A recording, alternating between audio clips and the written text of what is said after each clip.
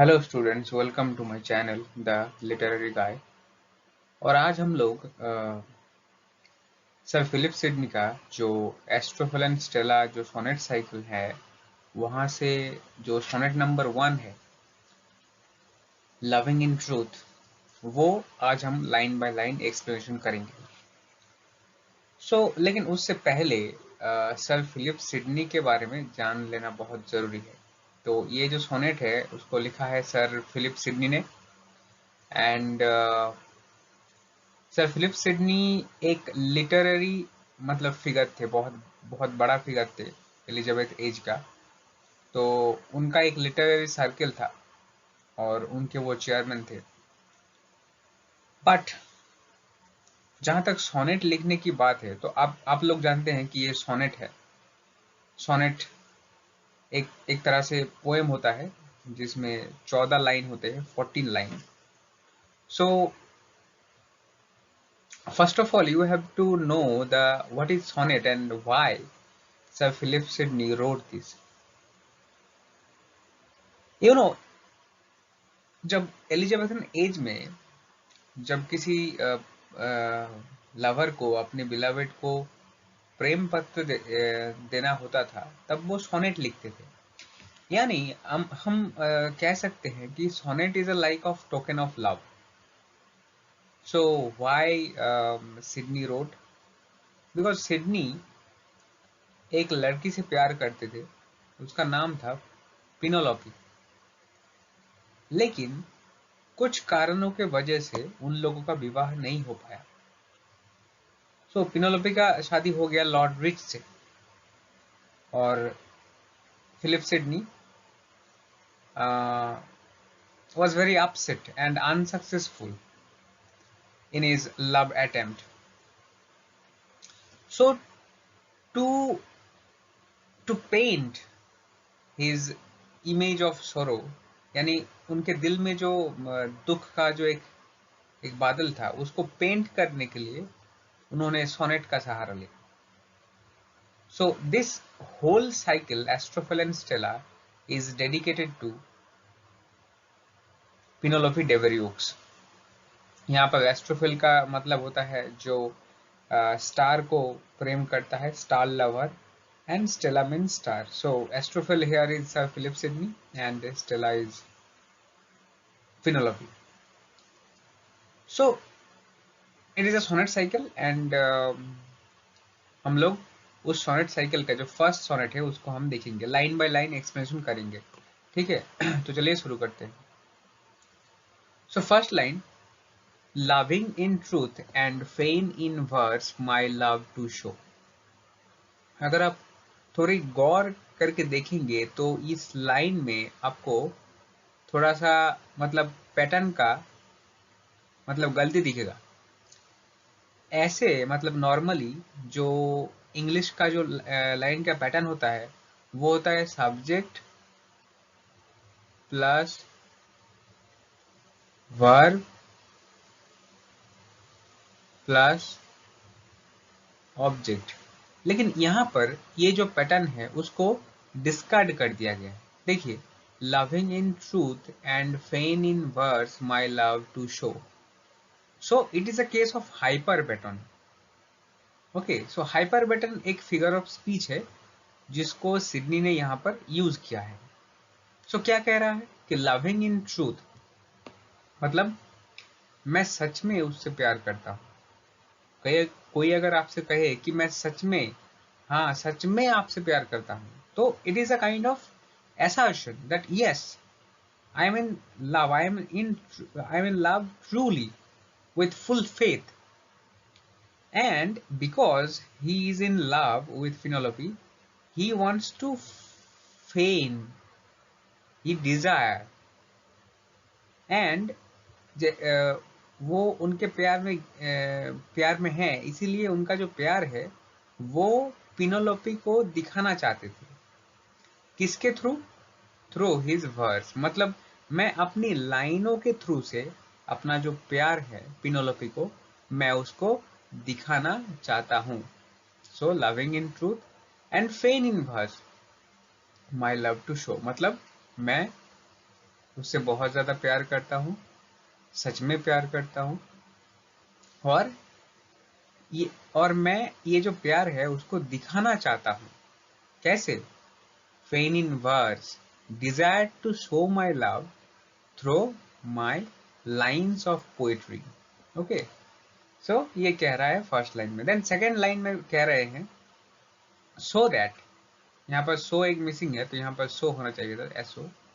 सो that, क्यों? Dear she, मेरा जो प्रिय है, मेरा जो प्रेमिका है, might take some pleasure of my pain, क्योंकि मैं अभी किसमें हूं? मैं अभी सफर कर रहा हूं, मैं अभी दुख में हूं। तो ये लाइन अगर जब वो पढ़ेंगी तो क्या होगा?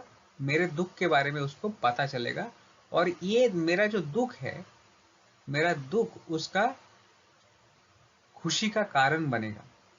आप लोग जानते हैं कि जो प्रेमिकाएं होती है, वो लोग अपने प्रेमिक को तड़पने जब तड़पते हुए देखती है, उन लोगों को बड़ा मजा आता है। So that's why Sydney is saying that हाँ, मेरा जो दुख है, मेरा जो सरो है, मेरा जो व्यथा है, उसको देखकर पिनोलोपी शायद क्या करेंगी? खुश होंगी और आनंद लेंगी। एंड जब उसको आनंद आएगा तब क्या होगा? प्लेजर माइट कॉज हर रीड, और जब उसको आनंद आएगा तो इस आनंद की वजह से वो और भी पढ़ेंगी। Reading might make her know, और जब वो पढ़ेंगी तब उसको मालूम चलेगा। क्या मालूम चलेगा? Knowledge might PT when, knowledge जो होगा जब वो ये पढ़ेंगी लाइन को, तब मेरा जो हालत है, मतलब सिडनी का जो हालत है, वो पिनोलोपी को मालूम पड़ेगा कि सिडनी किस हाल में है, सिडनी का जो हार्ट है वो किस तरह से ब्रोकन हुआ है because of marriage of Penelope with Lord Rich. And so he was saying that अगर वो ये पढ़ेंगी तो उसको मजा आएगा, उसको मजा आने की वजह से वो और भी पढ़ेंगी, और पढ़ने से उसका जो नॉलेज है वो बढ़ेगा। किसका knowledge? Knowledge about the situation of the lover. जो सिडनी का जो सिचुएशन है अभी, वो सिचुएशन को उसको मालूम पड़ेगा, और जब ये सिचुएशन उसको मालूम पड़ेगा तो उसकी दिल में क्या होगा? पीटी, पीटी यानी व्यथा, करुणा, हमदर्दी होगा। एंड ये पीटी अगर होगा तो मैं क्या होगा? उसके दिल में हमदर्दी जगेगा मेरे जो कंडीशन है उसके ऊपर। सो ये 4 लाइन ओवरऑल कह रही हैं कि मैं सच में उससे बहुत ज़्यादा प्यार करता हूँ, और मैं दिखाना चाहता हूँ मेरे प्यार को through the words of my poem, through the lines of my poem. क्यों? क्योंकि जब वो ये लाइन्स पढ़ेंगी तो उसको क्या होगा? प्लेजर होगा, आनंद होगा, खुशी होगा, due to the pain which is written in the poem. Because मैंने क्या किया है, मैंने अपना जो पेन है, मैंने अपना जो व्यथा है उसको यहाँ पर एक्सप्रेस कर दिया है। सो जब वो मेरे बारे में पढ़ेंगी तो ऑब्वियसली उसको क्या होगा? प्लेजर होगा, खुशी होगा। अब ये प्लेजर जो है, this is the cause to read her more and more. Because जब हम किताब पढ़ते हैं तो किताब पढ़ने के बाद हमें क्या मिलता है? खुशी मिलता है। जितना ज़्यादा खुशी मिलेगा हम उतना ज़्यादा जो किताब है उसको पढ़ेंगे। सो इन अ सिमिलर वे, जब उसको खुशी मिलेगी ये पोएम पढ़ के तो वो ज़्यादा पढ़ेंगी, और जब वो ज़्यादा पढ़ेंगी तो उसको मालूम पड़ेगा कि मेरा सिचुएशन क्या है। और जब उनको मालूम पड़ेगा कि मेरा सिचुएशन क्या है, तब उसके दिल में हमदर्द पैदा होगी, और उसके दिल में पिटी पैदा होगी, करुणा, व्यथा पैदा होगी। सो ये था first 4 line. Second 4 line, I sought fit words to paint the blackest face of woe. So अब मेरे को क्या चाहिए?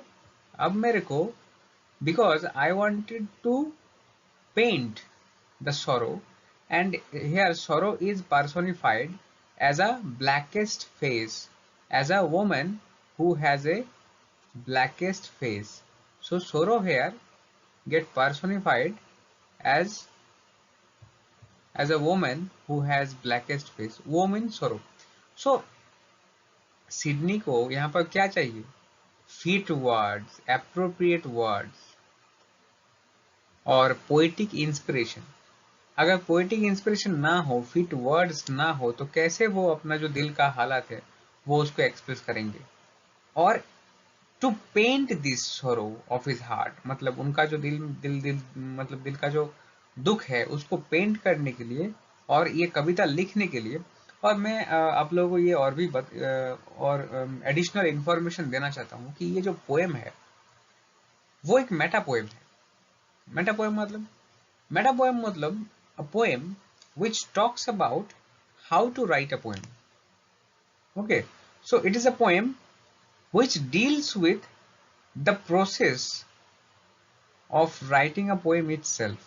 So क्या कह रहा है कि मेरे को क्या करना है, मेरा जो दिल का हालत है उसका उसका मतलब उसको पेंट करना है through my words. So that's why Sydney क्या करते हैं, पढ़ाई शुरू करते हैं. Studying invention fine. Invention fine मतलब जो सिडनी से पहले के लोग थे, लिटरेरी फिगर जिन्होंने सोनेट लिखा था, उनको वो पढ़ने लगते हैं. जैसे कि स्पेशली पेट्राक, हम लोग को पता है कि पेट्राक ने ही फर्स्ट टाइम सोनेट लिखा था.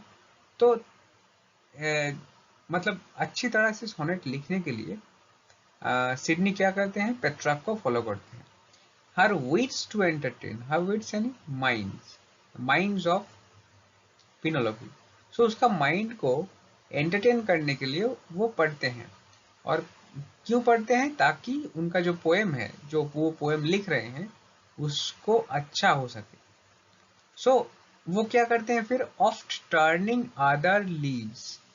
अदर मतलब leaves of the books of other poets, मतलब दूसरे जो कवि हैं, दूसरे कवियों के जो कविताएं हैं, उनको जो पेज है वो टर्न करके देखते हैं, उलट पुलट के देखते हैं और पढ़ते हैं और सीखते हैं कि कैसे एक पोएट्री को लिखा जाता है. To see if then should flow.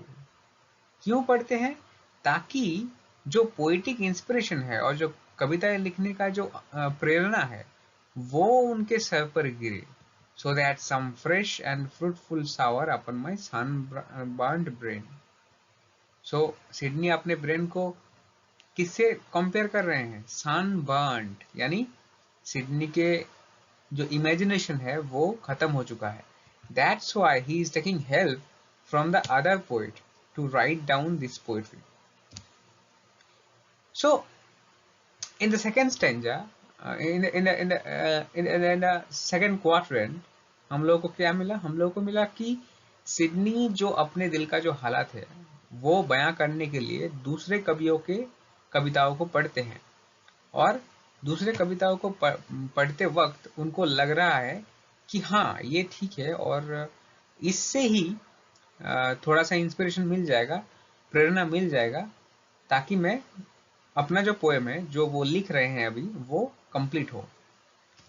तो चलिए हम नेक्स्ट क्वार्टरन को चलते हैं. जो नेक्स्ट क्वार्टरन है, but words came halting forth. लेकिन जो वर्ड्स है वो क्या कर रहे हैं? हॉल्टिंग हो रहे हैं, ठीक तरह से आ नहीं रहे हैं. Wanting invention stay.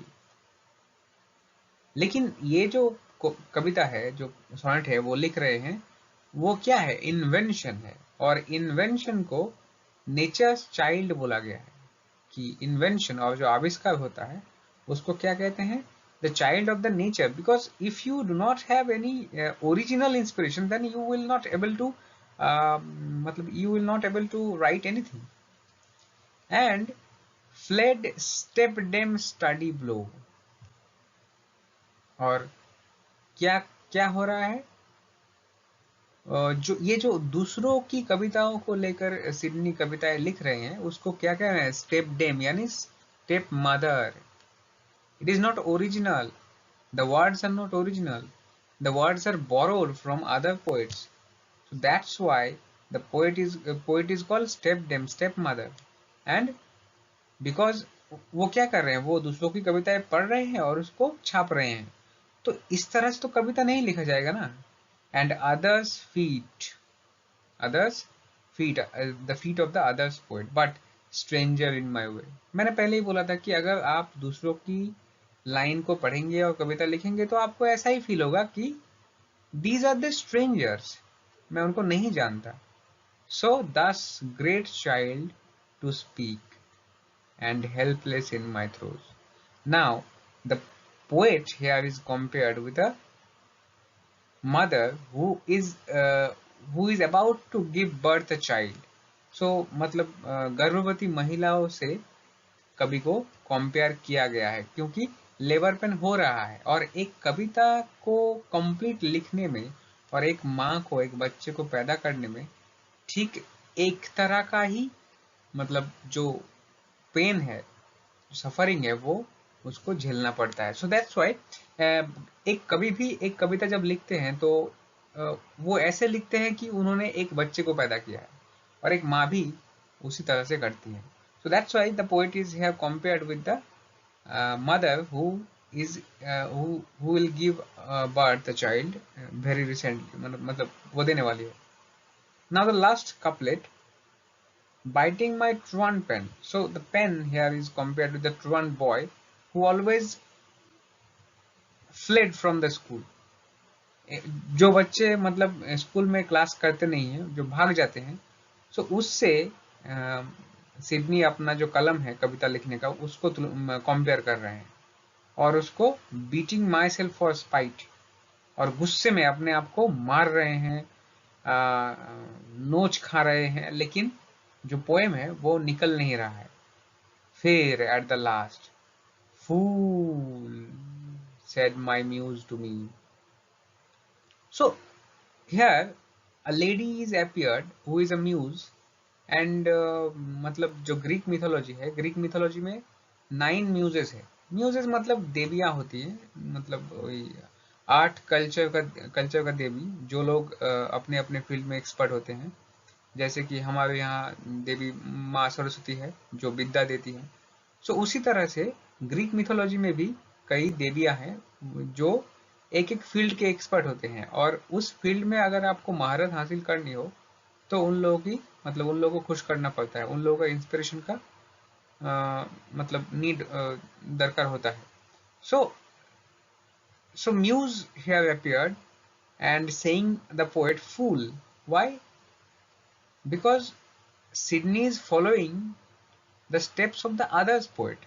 So that's why the muse वो बोल रहे हैं कि तुम मूर्ख हो। क्यों मूर्ख हो? क्योंकि तुम दूसरों की कविताओं को फॉलो करके लिख रहे हो, दूसरों की कविताओं को नकल करके लिख रहे हो।